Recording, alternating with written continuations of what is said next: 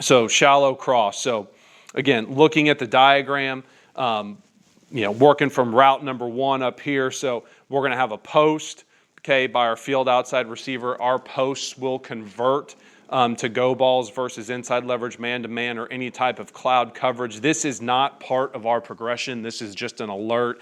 If we've seen quarters or we feel like we've got the matchup out there, we will alert the quarterback to the possibility of throwing that. Moving to the next one, we're going to have a ball sit by our number 2 receiver to the field. He's working 10 to 12 yards. We want him to go top shoulder of the Mike linebacker, settle over the football. If he is matched, he can return back to where he came from. Backside number 2 is going to run a slot curl. Again, this is going to be a 12 to 14-yard route, 14 for skills, 12 for tight ends. Just kind of trying to work up right around the numbers, sit, turn back, eyes to the quarterback.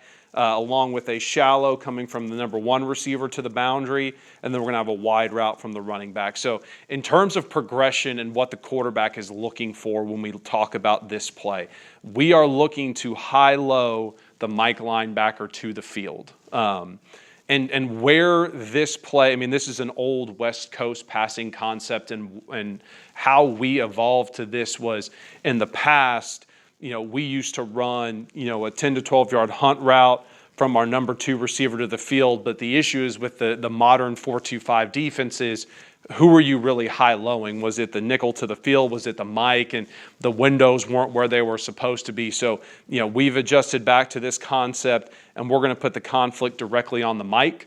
Okay, so it's going to be a high-low of the Mike linebacker between the shallow and the sit route, working back through the progression to the slot curl to the running back.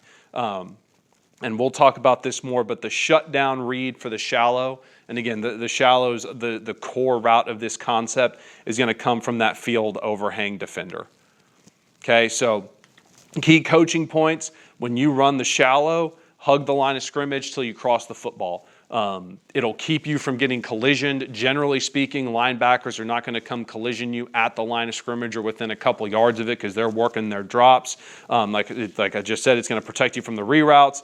And you need to be crossing the football at the top of the quarterback's 3-step drop. If you are not getting there, your split's either too wide or you're not getting there fast enough, okay? Like I said with the diagram before, our shutdown read for the shallow is going to be the field overhang defender. It is extremely important if you are running the shallow crosser to have great body language with what you are doing.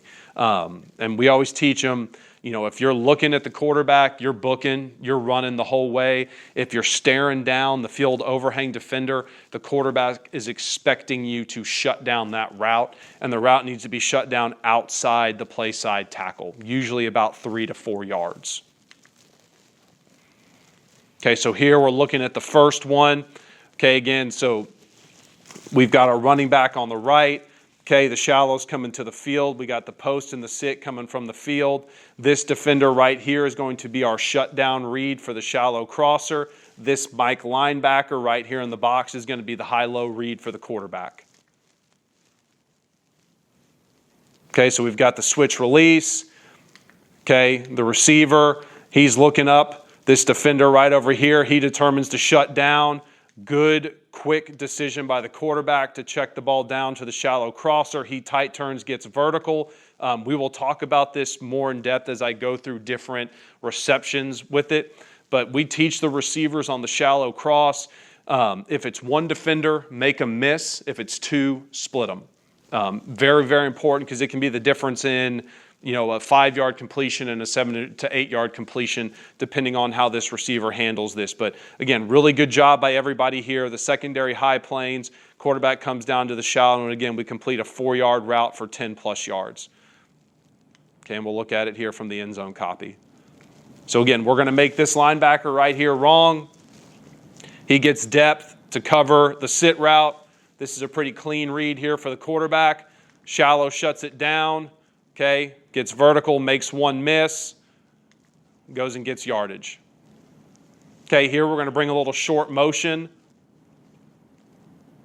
Really good job here by our tight end getting vertical. Okay, so the shutdown read for the shallow is this spin down safety right here in the box, or this nickel. Okay, he ends up high planing. You can see right here from this shot there is nobody, okay, to the field. So our shallow is going to continue to run.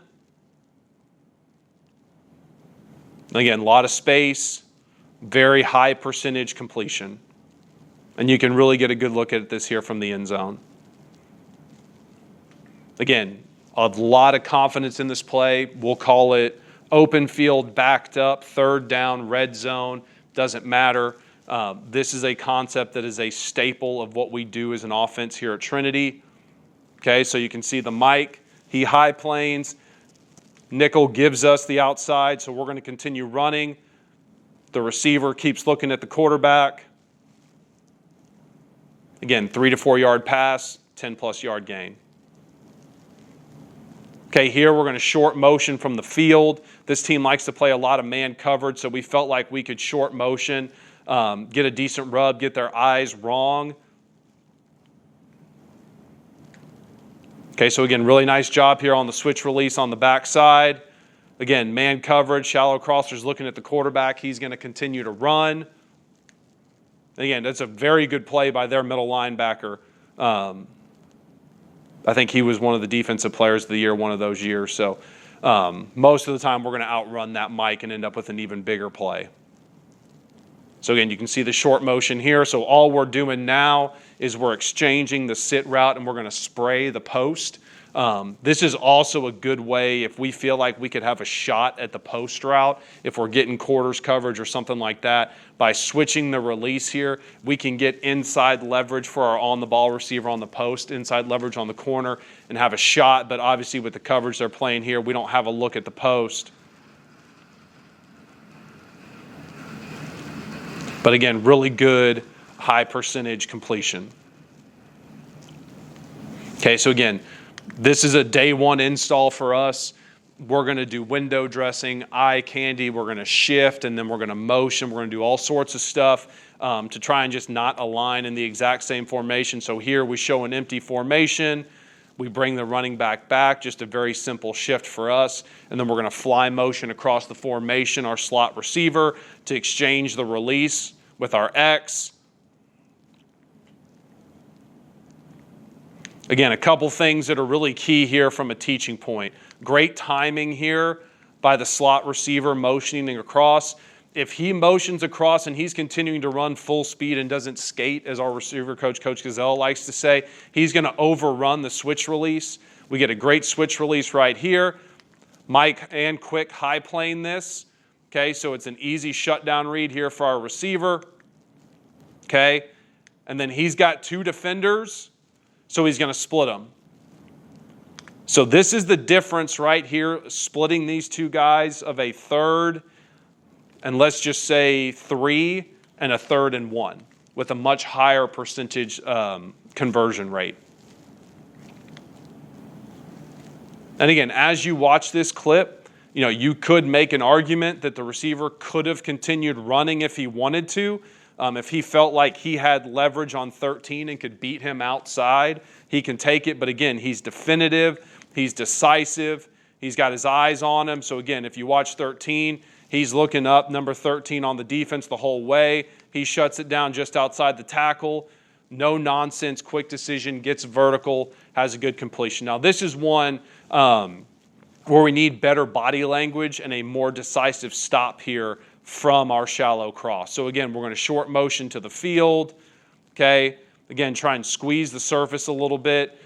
We spray the post. Again, shallow crosser is kind of drifting. He's not really decisive. He's shuffling. He catches it, and now he's getting hit a lot harder than he should. If he would have ended up running this route, shutting it down, getting vertical immediately wherever the ball is placed, so on his inside shoulder, there's an opportunity for him if he catches this ball a yard inside to potentially split the corner and turn this into a 10 to 15 yard gain versus a 5 to 7 yard gain.